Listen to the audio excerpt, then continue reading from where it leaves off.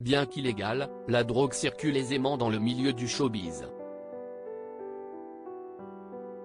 Dans un nouveau numéro de Touche pas à mon poste, diffusé ce mardi 28 février, Benjamin Castaldi est revenu sur la cocaïne et son utilisation dans les soirées mondaines.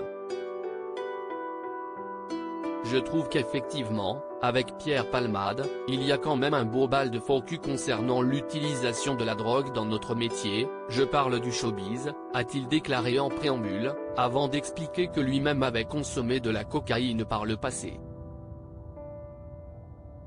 J'ai testé cette saloperie. Je vous le dis, a-t-il confié sur le plateau de l'émission quotidienne de C8.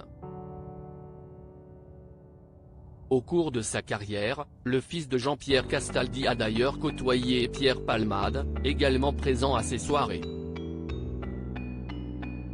J'ai fait des soirées avec Palmade, il y a très longtemps. Et Benjamin Castaldi de poursuivre, si est-il vrai que moi, quand j'avais 17-18 ans, dans cette boîte de nuit, l'Élysée-Matignon, note de la rédaction, j'ai vu des gens extrêmement connus consommer des produits stupéfiants, s'est-il remémoré.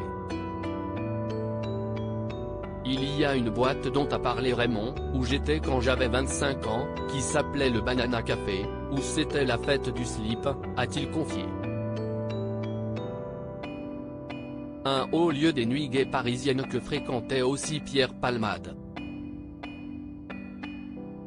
Il y a des tas de boîtes dans Paris où vous allez dans les toilettes et si est-il le défilé.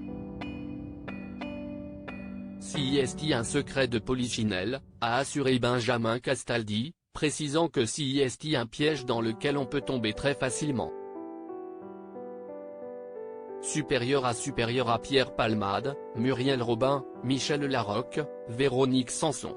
Les femmes de sa vieille affaire Pierre Palmade, une grande quantité de drogue au domicile de l'humoriste lors des perquisitions effectuées au domicile de Pierre Palmade, situé à Célie-en-Bière, Seine-et-Marne, les enquêteurs ont découvert de la drogue en quantité importante, notamment de la 3-MMC, de la cocaïne et du matériel d'injection, comme l'a rapporté Guillaume Fard, consultant police-justice de BFM TV, ce mardi 28 février.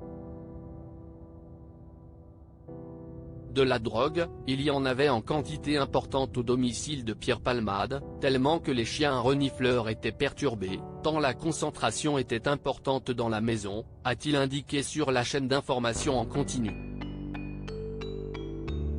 Mis en examen pour homicide involontaire et blessure involontaire sous l'emprise de stupéfiants, Pierre Palmade est également visé directement ou indirectement par deux autres enquêtes. La deuxième, c'est une enquête préliminaire, justement pour le trafic de stupéfiants. Tout ce qui a été saisi va alimenter cette autre procédure et peut-être qu'à terme, Pierre Palmade sera poursuivi, a fait savoir Guillaume Fard.